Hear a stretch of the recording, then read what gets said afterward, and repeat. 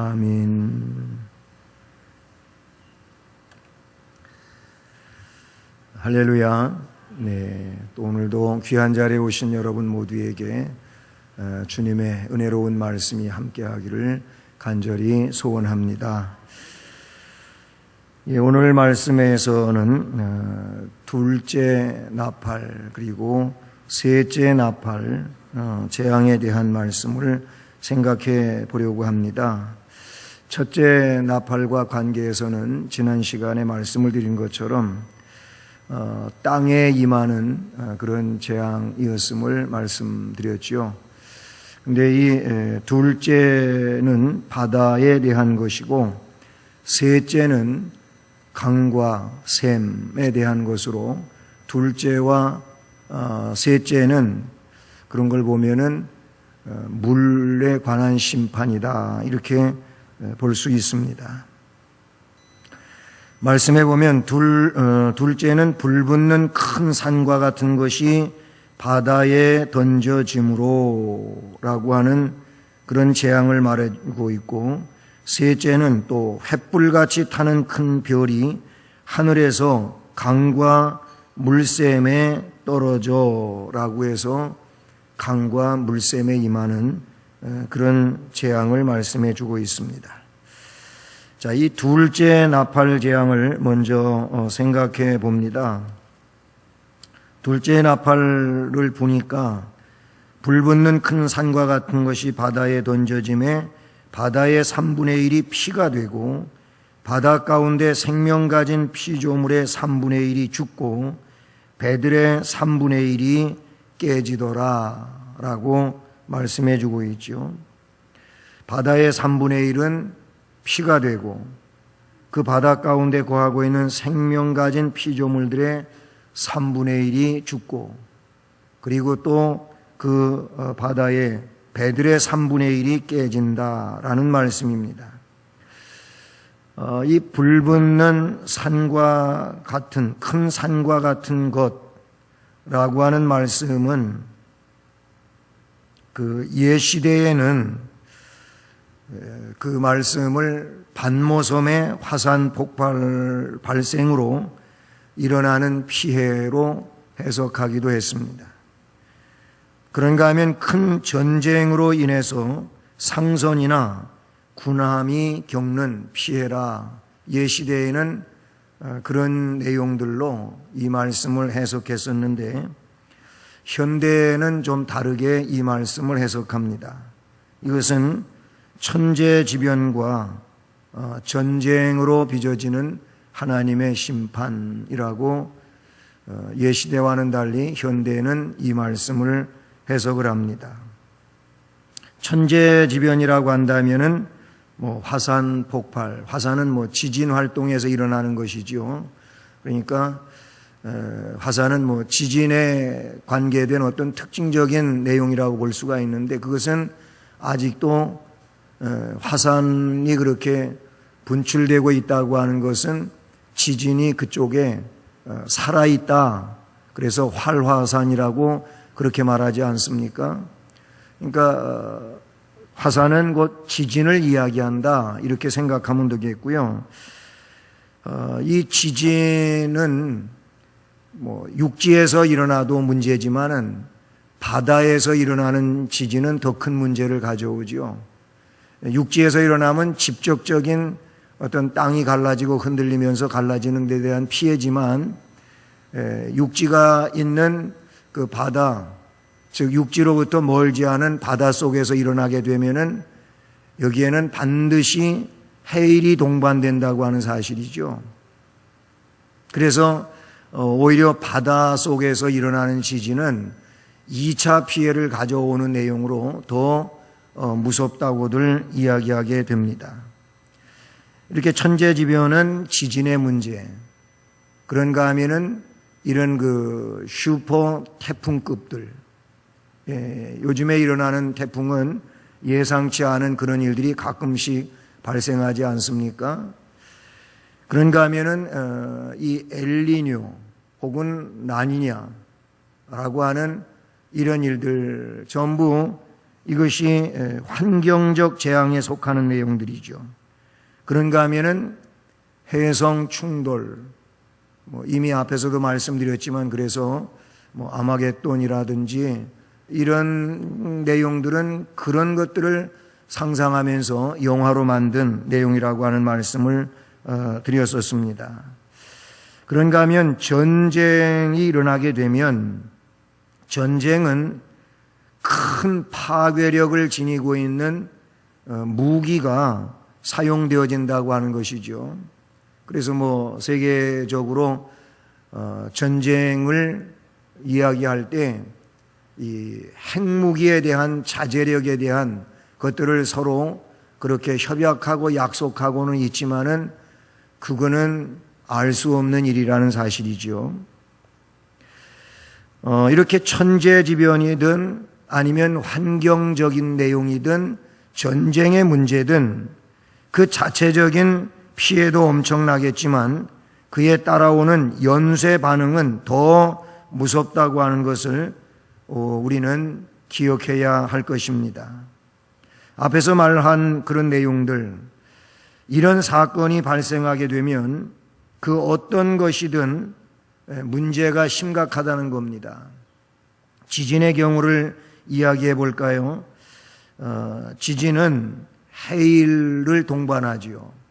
그런가 하면 이런 엘니뇨라든지 이런 현상 속에서는 그 지구의 온도 변화가 굉장히 민감하고 거기에 따라서 태풍이 동반된다고 하는 사실입니다.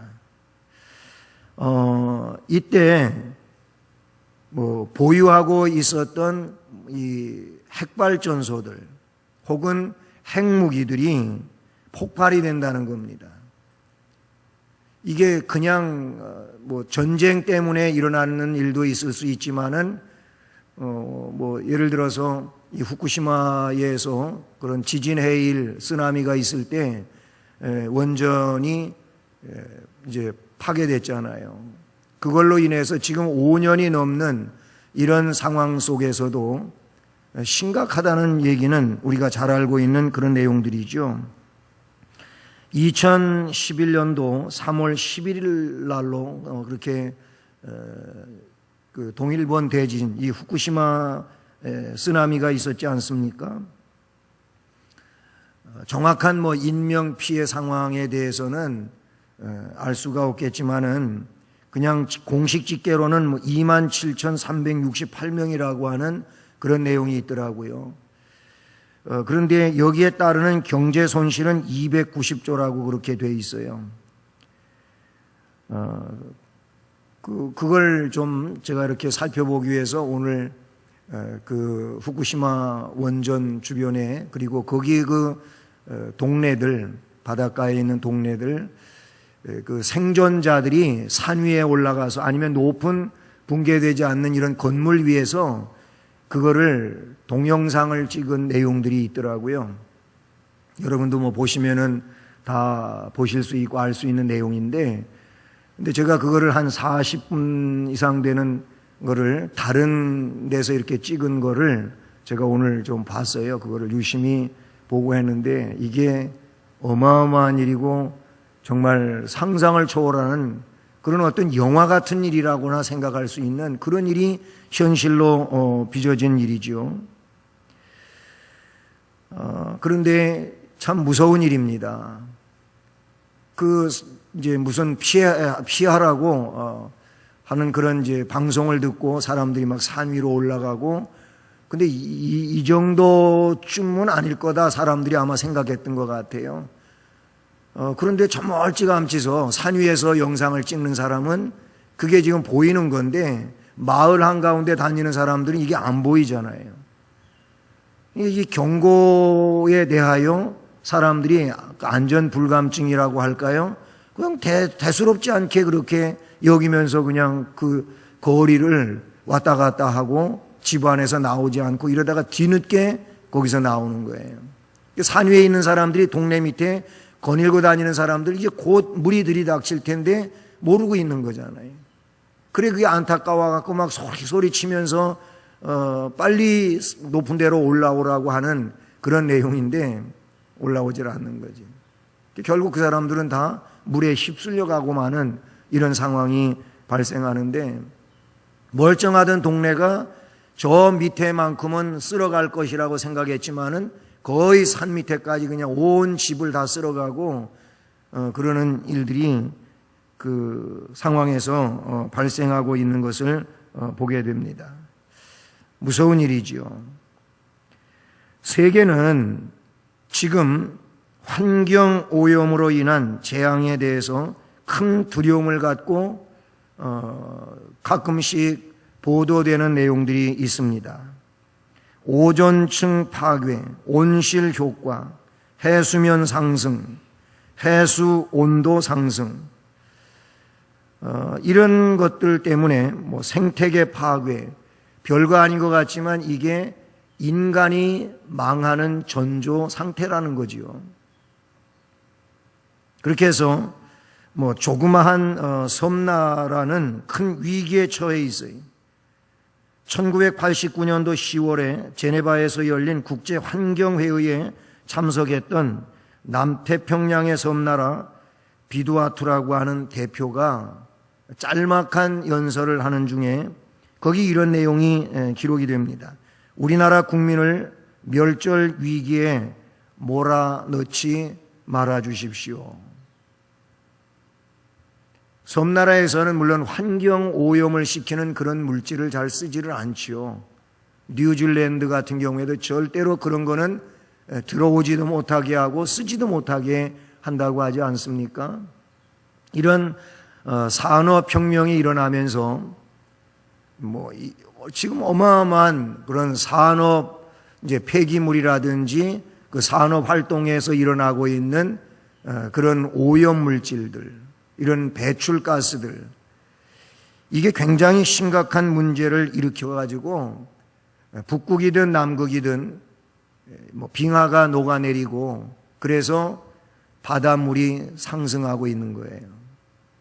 그리고 이런 문제들로 인해서 아까도 얘기했지만은 이런 엘니뇨 현상으로 지구 온도가 상승해서 올여름에 유난히 덥고 길었지 않습니까? 지금도 아직 더위가 식지 않고 있는데 이게 그냥 일어나는 게 아니라 해마다 지구 온도가 올라가고 있는 거 아시죠?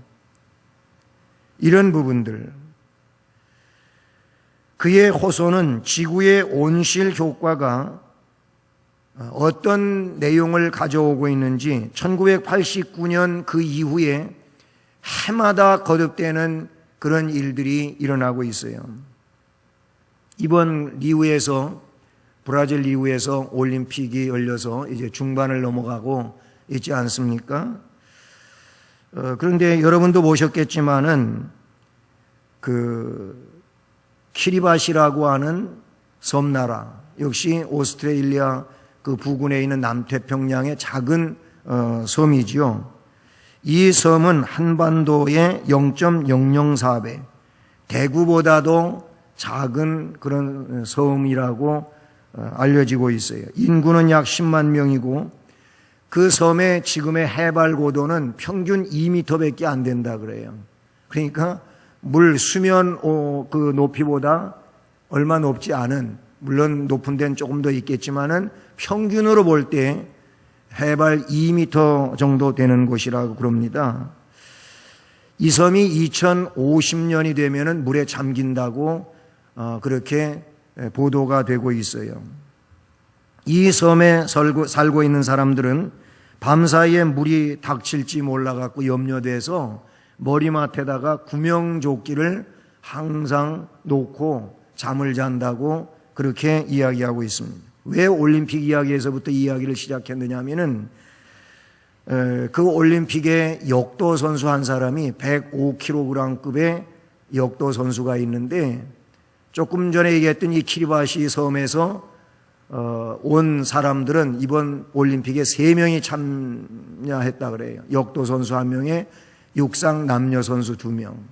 근데 이 역도 선수가 17명, 105kg급의 17명이 출전했는데 14위를 했는데, 그런데도 굉장히 즐거운 춤을 췄다는 것이죠. 뭐 저렇게 역도도 무거운 것도 들어 올리지 못하고 뭐 저렇게 대단하다고 춤추나 사람들이 그랬는데 이 사람이 춤춘 이유가 있다는 겁니다. 바로 그 섬, 자기 태어나고 살고 있는 섬이 세계 전역에 자기 역도 무거운 거 들어서 뭐 금메달 따고 안 따고 이게 문제가 아닌 거예요. 세계 사람들이 보는 가운데서 그 이상한 춤을 추면서 자기 나라 섬이 물에 가라앉지 않게 세계 속에서 환경 오염을 줄여달라고 하는 것을 알리기 위해서 그렇게 했다는 것이죠. 예? 그 선수가 그 이유 때문에 그렇게 했다고 이제 막 그 기자들이 이걸 홍보하고 떠들썩하게 다루고 그랬습니다. 학술 용어로 염화 불화탄소라고 하는 이 프레온 가스는 지금 상층권에 형성되어서 굉장한 위력을 떨쳐가고 있다는 것이죠.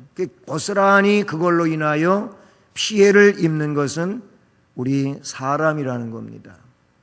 옛날에 선크림이라고 하는 거 존재하지도 않았고 바를 생각도 안 했었고 그냥 살았어요. 요즘에는 남자들도 그거 바르라고 그래야 피부를 보호할 수 있다고 이런 얘기 하잖아요. 물론 남자 바르라고 그래서 무식하게 저는 안 바르고 살아요. 그냥 사는데 우리들 그거 사용하잖아요. 그거 안 바르면은 피부가 문제가 된다고 얘기하잖아요. 왜 그렇습니까? 이게 오존층 파괴와 문제가 있는 거예요. 심각한 일들이 아닐 수가 없다는 사실이죠. 대기권의 파괴뿐만이 아니라 땅과 지하수와 하수 문제와 강물도 공해로 썩어가고 있다는 사실을 모르는 사람은 없습니다. 다 알고 있는 내용입니다. 기형 물고기, 떼죽음, 해초류와 어패류의 감소, 이런 것들은 그냥 빚어지는 일들이 아닌 거예요. 동해에서 잡히던 오징어는 이제 안 잡히고 군산 앞바다에서 오징어 시장이 호황을 누리는 이런 일이 됐어요. 환경의 변화인 것입니다. 우리나라 같은 경우에도 남쪽의 소나무는 점점 없어지고 이 소나무가 점점 북쪽으로 와야만 살아남는 이런 일들. 사과 농사 이제 남쪽에서 더 이상 못 짓고 점점 북쪽으로 가야 되고 산속에서는 할 수 있고, 이런 내용들은 그냥 일어나는 내용이 결코 아니라는 사실을 말해주고 있습니다. 인간이 생활을 수정하지 않으면 머지않아 자멸할 수밖에 없다고 하는 환경학자들의 이야기라는 것이죠. 그건 환경학자들의 이야기만은 아닌 것이죠. 오늘 우리가 피부로 느끼는 그런 일이라고 볼 수 있다는 사실이죠. 이것이 오늘 그 첫째 나팔과 관계해서 일어나고 있는 일들이라고도 볼 수 있는 겁니다. 불붙는 큰 산과 같은 것은 화산 폭발이라든지 전쟁 무기라든지 아니면 어떤 해성에 나타나는 일이라든지, 바다는 세상을 말하고 피는 죽음을 말하고 그리고 배는 교회를 말하고 있는데, 배가 깨어진다고 하는 것은 거짓 교회가 교회 안에 파고들어서 깨뜨리는 이런 일을 말하고 있다는 사실이죠. 둘째 나팔과 함께 일어나는 이런 그 지구 안에서 일어나는 일들이라든지 또는 내면적인 이런 상황에서 빚어지는 그런 파괴적인 일이라든지, 이것은 둘째 나팔과 함께 오는 것이다. 그 다음에 셋째 나팔을 보면, 셋째 천사가 나팔을 부니 횃불같이 타는 큰 별이 하늘에서 떨어져 강들의 3분의 1과 여러 물샘에 떨어지니 이 별 이름은 쑥이라. 물의 3분의 1이 쑥이 되매 그 물이 쓴물이 되므로 많은 사람이 죽더라. 아멘. 횃불같이 타는 큰 별이 하늘에서 떨어져 라고 하는 이 말씀은 하나님께서 보내시는 큰 환난을 가리킨다고 볼 수 있는데요. 이것을 예시대에는 대다수 유성으로 이해를 했었지만은 현대 와서는 적그리스도가 아니면 타락한 종교 지도자로 해석한다는 겁니다. 왜 그러냐면 별은 일반적으로 세상의 통치자라든지 교회의 지도자를 가리키는 데 사용되어 왔어요. 그렇기 때문에 오늘 이 본문에 그 별의 이름을 쑥이라고 한 데에서도 이 내용을 우리가 더 이쪽 방면으로 이해를 하게 된다, 그런 얘기입니다. 이 별의 이름이 쑥이라고 했는데 그 별이 물에 떨어지니까 물들의 3분의 1이 쑥이 됐다고 했고 그것 때문에 많은 사람이 죽었다고 하고 있습니다. 여러분, 뒤에 말씀을 드리겠지만은 쑥물이 돼서 그 물로 인하여 죽는다. 지금 이 시대에는 물의 문제라기보다도 이것이 사람의 영혼을 소생시키는 그런 내용의 일들을 쑥으로 바꿔놓는 이런 일들 때문에 사람의 영혼들이 결국 파괴되어지는 그런 일들을 이 말씀 속에서 생각하게 된다, 그런 얘기입니다. 강들의 3분의 1과 여러 물샘에 떨어지니 강과 물은 교회를 상징한다는 것이죠. 쑥이라고 하는 별이 강과 물샘에 떨어진 것은 말씀의 타락이고 혹은 영혼을 죽게 하는 거짓 교훈을 의미한다 라고 볼 수 있는 것입니다.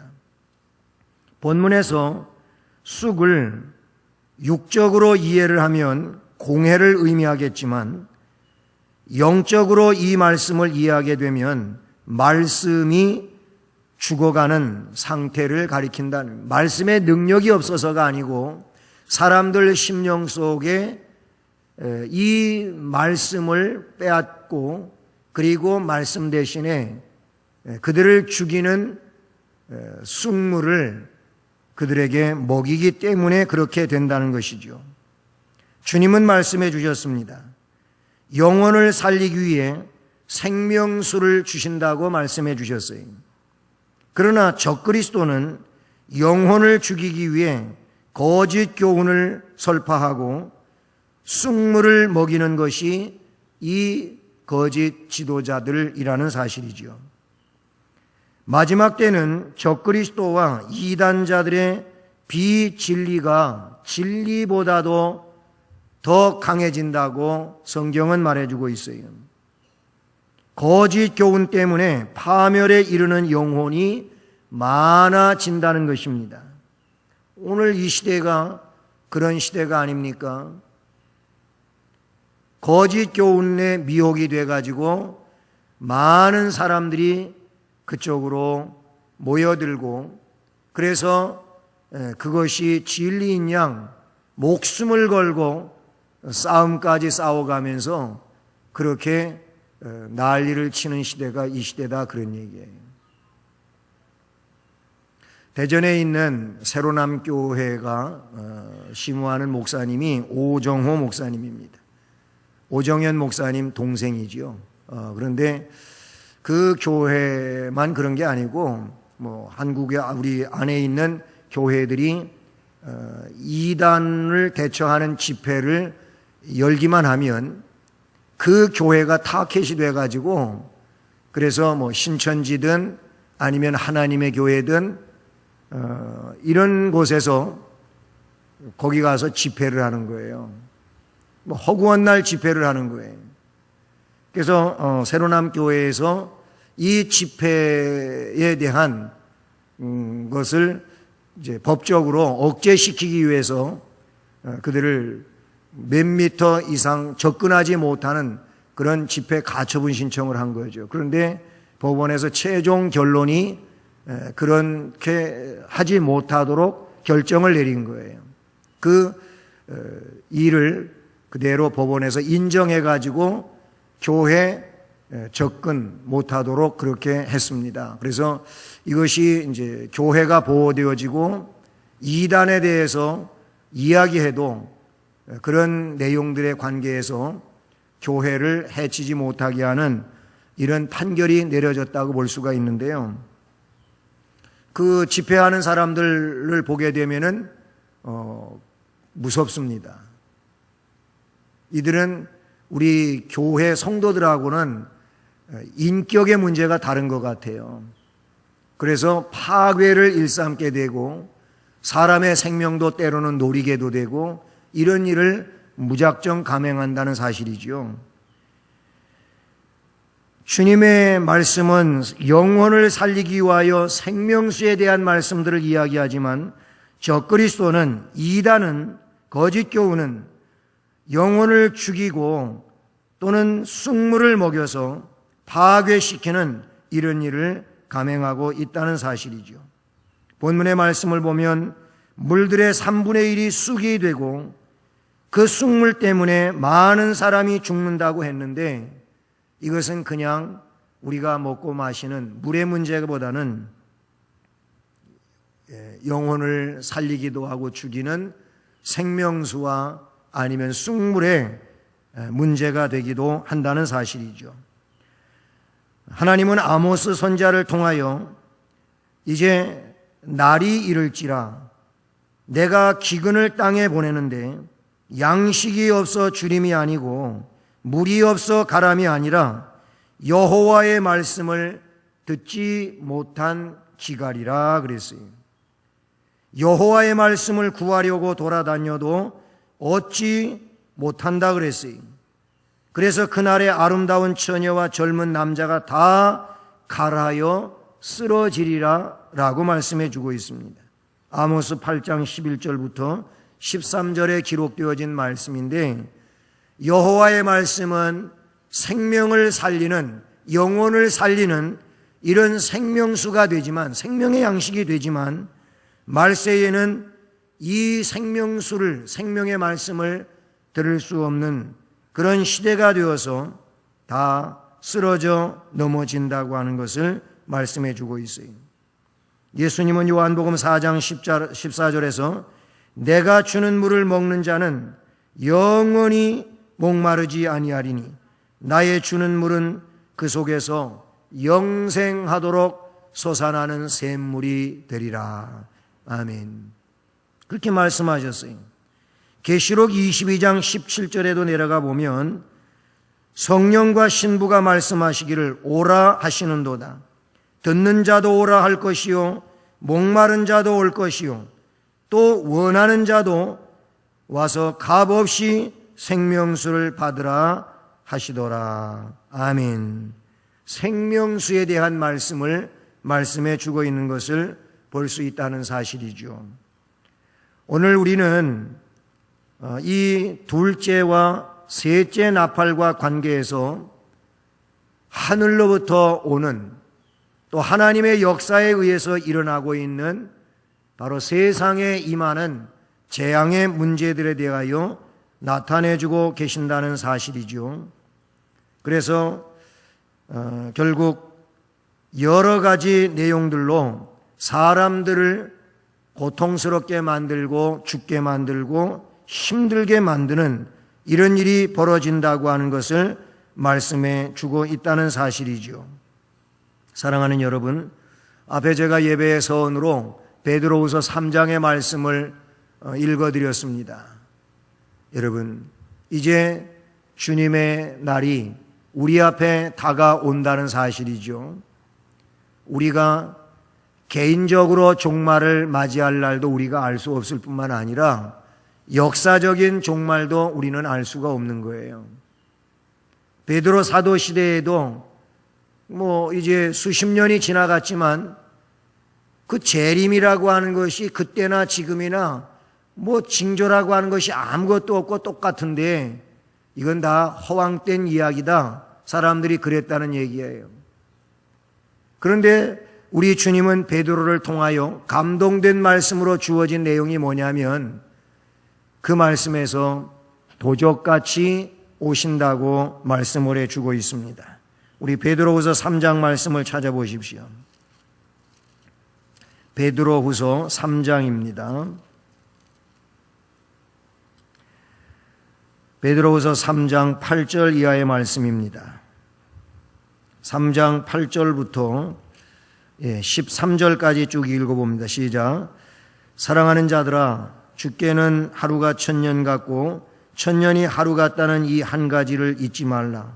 주의 약속은 어떤 이들이 더디다고 생각하는 것 같이 더딘 것이 아니라 오직 주께서는 너희를 대하여 오래 참으사 아무도 멸망하지 아니하고 다 회개하기에 이르기를 원하시느니라.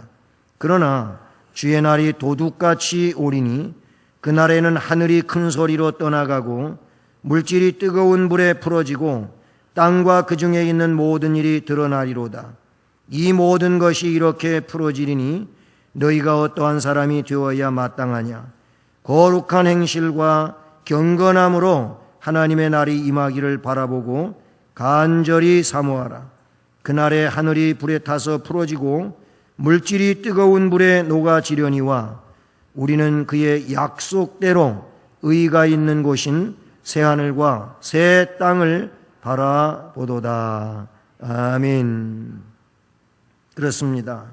이 말씀에 있는 것처럼 이런 놀라운 역사가 이제 다가오고 일어나게 되는데, 그렇다면 우리들은 어떠한 사람이 되어야 마땅하냐? 거룩한 행실 또 경건함으로 하나님의 나라에 임하기를 바라보고 간절히 사모하며 살라는 겁니다. 세상에는 놀라운 이런 역사들이 일어나지만 우리는 그의 약속대로 의가 있는 곳인 새하늘과 새 땅을 바라보고 사는 이런 믿음의 사람이 되어야 할 것을 말씀해 주고 있습니다. 마지막 때가 되어 이단의 쓴물이라든지 거짓 교훈으로 사람들의 생명을 파괴하는 이런 일들이 극심해져 가고 있는 이와 같은 때에 우리는 말씀을 기억하고 항상 주의 나라를 사모하며 믿음의 정결성을 가지고 은혜의 삶을 살아가는 이런 주의 백성들이 되어야 할 줄로 믿습니다. 이 믿음으로 매일을 살아가는 우리 모두가 되기를 주님의 이름으로 축복합니다. 찬송하시겠습니다.